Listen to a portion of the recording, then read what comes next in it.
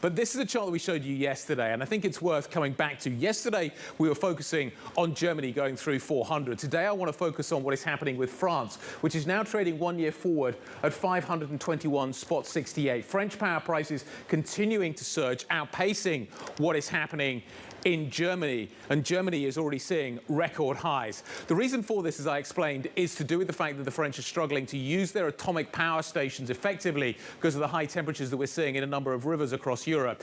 The spin-off from that is that we're also seeing Germany having a problem too. The Rhine levels are dropping. That means you can't ship coal, float coal up the Rhine and other rivers, which means that German power stations could have further problems as well. And we've seen today Olaf Scholz, the German Chancellor, going to the Ruhr region to visit the Siemens facility there, which has this piece of kit that the Russians want for Nord Stream to operate effectively, and that piece of kit still hasn't moved forward into Russia, which means that we're likely to see further restrictions on the gas side. So Europe is really facing a very substantial toxic mix when it comes to the energy story here in Europe. So let's talk about the economic implications of all of that. We're joined now by Rachel Morison, Bloomberg's head of European energy coverage. Rachel, let's talk a little bit about what's happening in France. The problem here is that basically the rivers are too hot. You can't cool nuclear power stations. But how long is this going to persist for?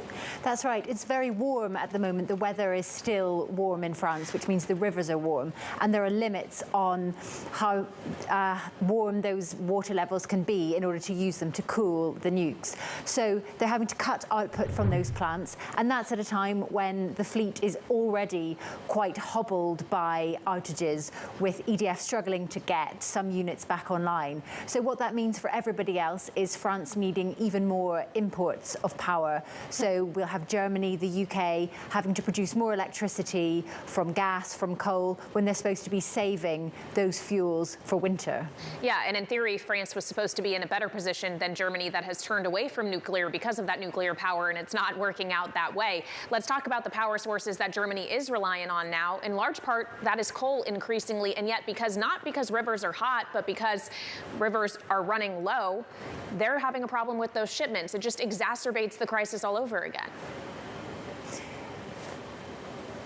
Yes, the Rhine levels are almost so low that the river is going to have to close. So some power stations along there are saying that they're already running stocks of coal that they have, but that's kicking the can down the road. If you use the coal at the moment, then you're not going to have it later. So there are some options to bring some supplies by rail, but we know that that's difficult. It's also expensive. So these river levels do tend to drop every year, but what's making it different this year is really what's at stake is the crisis, is the fact that Europe is trying to get ready for winter and already running into problems when demand is quite low. Olaf Scholz was in the Ruhr a little bit earlier on, visiting this turbine that is notionally going to go to Russia to help Russia export gas back in via the Nord Stream 1 pipeline to Europe. Is that turbine ever going to go? If it doesn't go, what are the implications? I loved seeing those photos after writing about this turbine for so long. You actually see this? Yes, to see him beside it was great. Yes, and really since that there's been some back and forth between Germany and Russia. So Germany saying that the turbine can be shipped, Russia saying they lack some documentation that says that it won't be subject to sanctions, Germany saying that's not true. So we're still at this stalemate position of one side saying we can ship the turbine back to you, and Russia saying no, you can't. So we don't know where that's going to break, how that's going to be resolved, but at the moment the turbine doesn't look like it's going anywhere.